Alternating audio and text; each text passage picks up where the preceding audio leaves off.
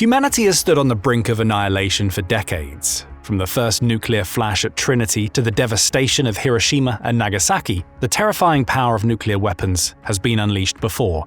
But what's waiting today is far more deadly. Warheads, hundreds, even thousands of times more powerful, sit ready, silently hidden in silos, submarines, and on bombers. We've had close calls, the Cuban Missile Crisis, Cold War tensions, rogue threats, but hope only lasts until the moment the codes are keyed in. With treaties collapsing and superpowers pushing their arsenals further, the threat of a nuclear war is not just a distant nightmare, it's a looming reality. So, the only question that matters, what happens when the unthinkable becomes real? How would the United States respond to an all-out nuclear war? This video will explore just that. Now, as the famous quote goes, wars may be fought with weapons, but they are won by men. However, nuclear war is the one horrifying exception. In this grim scenario, it's not about boots on the ground or strategic brilliance. It's about whoever can deliver the most devastating punch before the time runs out. That's why nuclear weapons themselves become the central players, each one a potential game changer or game ender. After all, we're talking about weapons that can erase cities, dismantle armies, and alter the course of history, all in a split second. That's the reality of a nuclear conflict. It's cold, calculating, and frankly, terrifying. So while leaderships and tactics matter, having the right tools, the right weapons, is non-negotiable. And in the case of the United States, those tools come in three forms, from land, sea, and air. We are, of course, talking about the nuclear triad, which is designed to ensure that no matter what happens, the US can respond with overwhelming force. So before breaking down our scenario of how the US would wage a nuclear war, let's first examine how this triad works and why it's such a frighteningly effective deterrent. As you can probably guess, the triad consists of three critical elements: land-based intercontinental ballistic missiles or ICBMs, submarine-launched ballistic missiles or SLBMs, and strategic bombers. Each leg of the triad plays a unique role, providing a layered and complementary defense that guarantees no adversary can eliminate the US's ability to retaliate to an attack. In total, the US triad includes 400 ICBMs ready to launch from secure silos, 14 ballistic missile-carrying submarines delivering 240 SLBMs patrolling the depths, and 60 nuclear-capable bombers capable of delivering either gravity bombs or nuclear missiles. Together, these systems form the backbone of the US's nuclear deterrent, standing ready 24/7 to prevent or, if necessary, decisively respond to any catastrophic actions from adversaries. Now let's take a closer look at each leg of this powerful structure, starting with the land, or land-based ICBMs to be precise. These missiles are, without question, the most responsive component of America's nuclear arsenal. They are the silent sentinels, spread across the vast plains of Montana, North Dakota, Wyoming, Colorado, and Nebraska, ready to launch in mere minutes if the unthinkable happened. We mentioned the number 400. There are 400 operational ICBMs housed in hardened silos. These silos are home to the Minuteman III, a missile with a chilling range of about 8,000 miles. That's enough to hit almost anywhere on Earth. Each Minuteman III is armed with a single nuclear warhead that packs a punch of up to 450 kilotons of explosive power, although it's capable of carrying up to 3. For perspective, that's more than 30 times the yield of the Little Boy, the bomb dropped on Hiroshima. But raw power isn't the only thing that makes these missiles special. It's their ability to launch instantly, 24/7, 365 days a year. These missiles have been on continuous alert since 1959, and they're connected to a complex network of hardened cables and underground launch control centers. Each center is manned by a team of 2 officers, ready to execute the president's order at a moment's notice. And if for any reason communications with these centers are lost, airborne launch control centers in E-6B aircraft can take over, ensuring the missiles can still be fired. The Minuteman III ICBMs have undergone continuous upgrades and modernization efforts over the decades, keeping them not only operational but extremely effective. In fact, these missiles, weighing over 79,000 pounds, are more precise and deadly than ever. They're also incredibly fast, flying at speeds of up to 15,000 miles per hour around Mach 23 and reaching a ceiling of 700 miles before delivering their devastating payload. So in the terrifying game of nuclear brinkmanship, the land-based ICBMs are America's first and fastest line of defense, always on alert, always ready to launch, and a constant reminder to the world of the price of crossing the US's nuclear red line. Now let's discuss the second leg of America's nuclear triad, the sea. More specifically, we're talking about the fleet of 14 Ohio-class strategic submarines lurking beneath the ocean waves. These submarines are stealthy, mobile, and almost impossible to track. They're the true ghosts of the deep, making them the most survivable part of the US nuclear arsenal. A portion of this fleet is always on patrol, ensuring that it remains a credible second strike force, even in the worst-case scenario. 8 of these submarines are stationed in Bangor, Washington, near Seattle, while the other 6 call Kings Bay, Georgia home. Each submarine is powered by a nuclear reactor that can operate for up to 20 years without refueling. Yep, you heard that right, 20 years. This incredible capability allows them to patrol the world's oceans for extended periods, typically spending 77 to 90 days at sea before returning to port for maintenance. Now, let's talk firepower.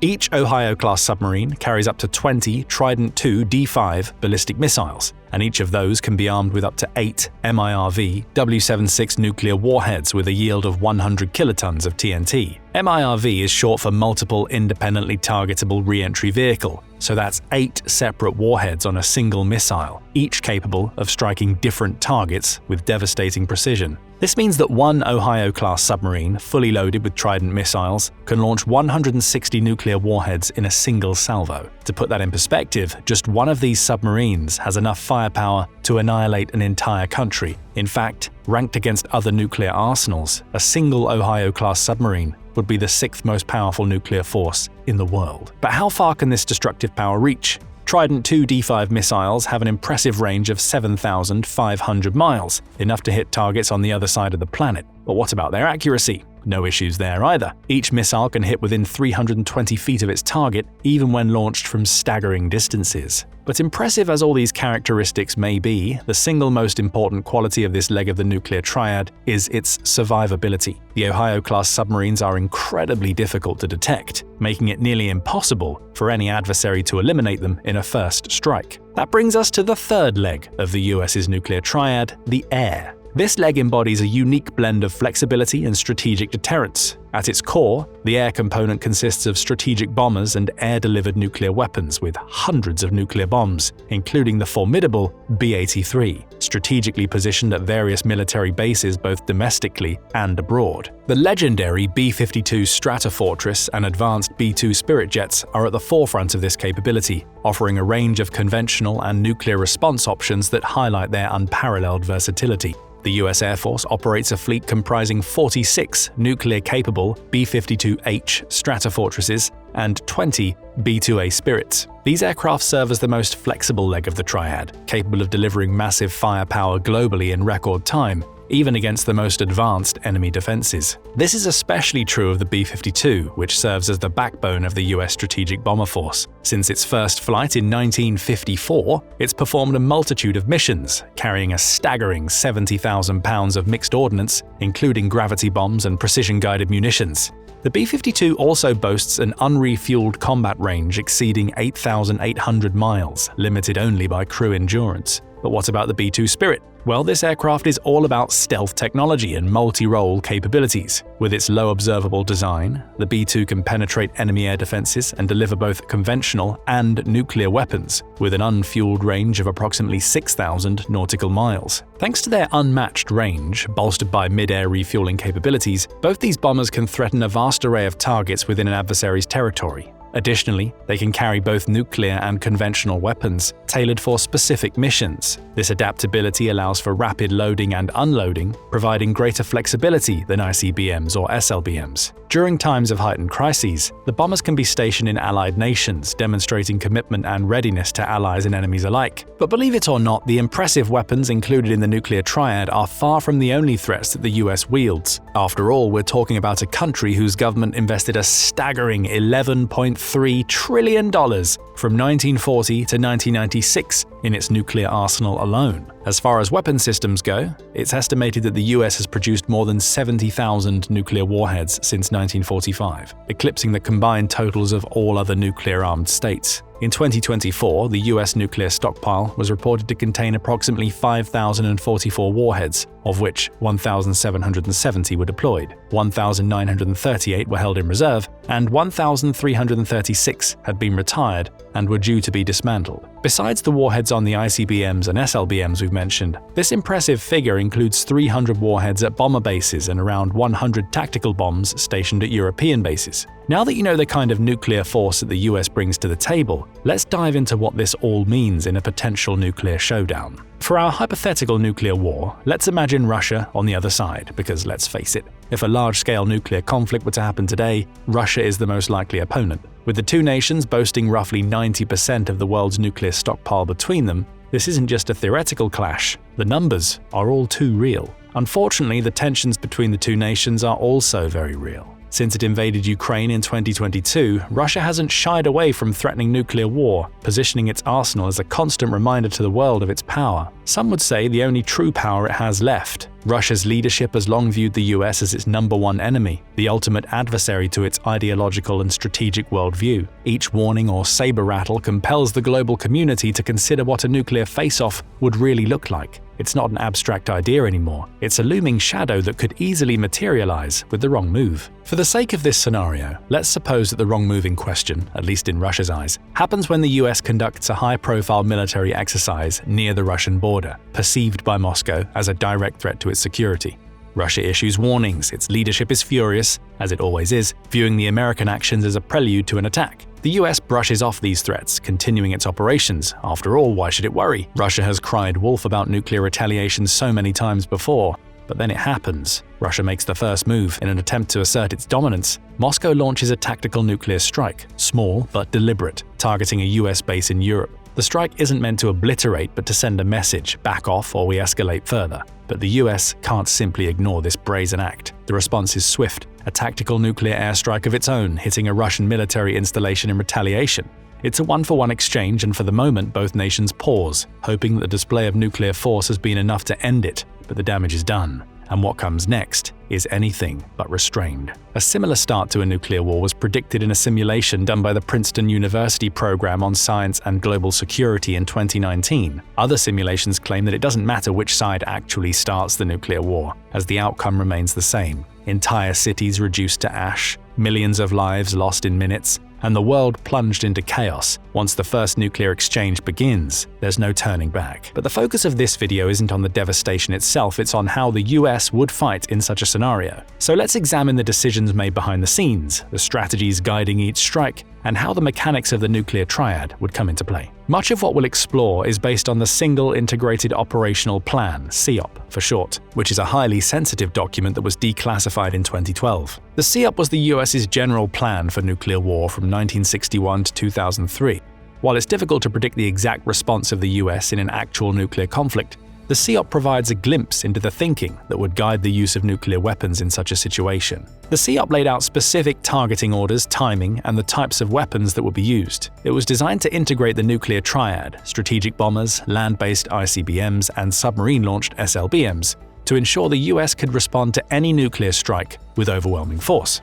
While this plan has evolved over the decades, adapting to changes in nuclear strategy, the core idea remains. If a nuclear war were to break out, the US would have a predetermined, highly coordinated plan to deliver a swift response. So what does this mean for the hypothetical nuclear war we're exploring? It means that once Russia makes the first move, US leaders would already have a well-defined playbook for what happens next, targeting, retaliating, and escalating, all based on decades of meticulous planning. With this in mind, let's see how this process would play out. It doesn't matter that the initial strikes between the US and Russia were minor. The nuclear threshold was still crossed, so the only direction this conflict can head is into a full-on tactical nuclear war. Since the US was the last to act, Russia now steps up. The country launches a barrage of missiles towards the United States. This alarming reality catapults US leaders into immediate action. The president, isolated in a secure location, is enveloped in a cacophony of data streaming in from overlapping networks of ground and space-based sensors. Each missile launch is assessed and confirmed through dual phenomenology, ensuring that the information is accurate before any decision is made. This approach safeguards against the danger of relying on a single sensor's data, which could lead to a catastrophic mistake due to potential false alarms. With the clock ticking, the president faces an incredibly narrow window of just 10 to 15 minutes to make a decision regarding defense and a retaliatory strike. Why so little time? Because the rapid travel times of ICBMs leave little room for error. Sure, it will take Russian missiles more time than that to reach the US, but an ICBM can only be intercepted in the mid-course phase, its second phase of 3. This is when the missile can travel at speeds of up to Mach 20, about 15,000 miles per hour. So the US would quickly deploy ground-based missile interceptors positioned in silos at bases like Vandenberg Air Force Base and Fort Greely, Alaska, along with the Aegis-equipped ships to provide additional layers of defense. Regardless of whether the incoming missiles can be neutralized or not, the focus would still quickly shift to planning a retaliatory strike as the clock continues to run down. At this moment, the two-man rule becomes paramount. This protocol ensures that no single individual can launch nuclear weapons unilaterally. In the president's hands lies the nuclear football, officially known as the Presidential Emergency Satchel. This leather briefcase contains crucial components: the black book detailing various strike options, authentication codes for verifying the president's identity, nuclear codes, secure communication equipment, emergency broadcast protocols, and a list of secure bunker locations for potential shelter. The football is a lifeline, enabling the president to rapidly assess the situation and authorize a nuclear attack if deemed necessary. And in our hypothetical scenario, it absolutely is, so the president makes the decision to launch. This order is communicated to the chairman of the Joint Chiefs of Staff, or CJCS, via the football. The CJCS in turn verifies the president's identity using a challenge code, which is confirmed by the corresponding authentication code from the nuclear biscuit, a small card carried by the president. The card acts as a two-factor authentication device and is essential for ensuring that the individual giving the order is indeed the legitimate president. Once the order is validated, it's transmitted as an emergency war order, or EWO, to the National Military Command Center, often referred to as the War Room. From there, the EWO is broadcast to nuclear delivery platforms, including missile silos and submarines. You might be wondering, is it safe for the president to be on the ground or in a bunker while making these world-altering decisions? Absolutely not. That's why the E-4B Night Watch, a militarized Boeing 747 known as the Doomsday plane, is prepared for the president's evacuation. This $223.2 million aircraft serves as a mobile command center and is equipped to withstand the effects of an electromagnetic pulse, or EMP, and maintain communication even in the midst of nuclear chaos. With a capacity for up to 111 people, the purpose of this aircraft is to keep the President, the Secretary of Defense, and the Joint Chiefs of Staff in control of military operations, ensuring continuity of command. Leading the retaliatory strikes are the ICBMs, erupting from silos across 5 US states. As the first wave of ICBMs flies toward its targets, the US activates its Ohio-class submarines, which have been awaiting orders at undisclosed locations. Both waves of missiles will be nothing short of devastating. But what would they target? Well, the original SEOP 62, called for a full-scale nuclear strike against the Soviet Union, China, and their allies, using a total of 3,200 warheads, packing nearly 8,000 megatons of explosive power. That's comparable to unleashing over 500,000 Hiroshima bombs. The implications of such a plan are horrifying. An estimated 285 million dead and 40 million casualties in a matter of hours. That's why SEOP 63 was changed from calling for a massive, indiscriminate strike to targeting specific military threats.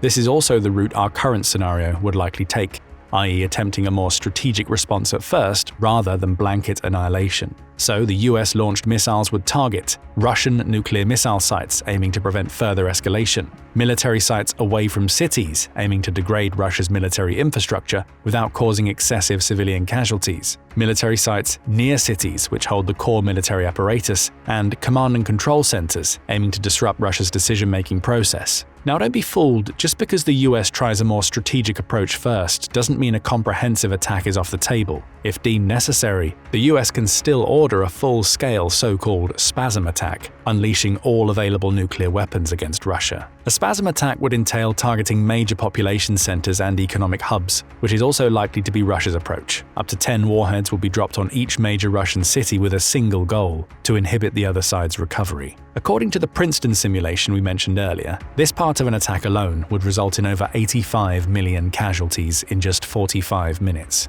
In total, over 90 million people would either die or be gravely injured in just a few hours after the start of a full-scale nuclear conflict. That's why, as we've already noted, it doesn't matter how a nuclear war starts, it ends the same. The quote often attributed to the famed physicist Albert Einstein sums it up best. "I do not know with what weapons World War III will be fought, but World War IV will be fought with sticks and stones." So it seems that in a nuclear war, the only winning move is to not play at all. But what do you think? Is nuclear Armageddon the only possible outcome of a nuclear conflict, which would in all likelihood draw NATO and other nuclear powers in too? Or are there alternatives that might prevent such an overwhelming catastrophe? Share your opinions and scenarios in the comments section below, and thank you, as always, for watching. Now go and check out Russia's top nuke targets, or click this other video instead.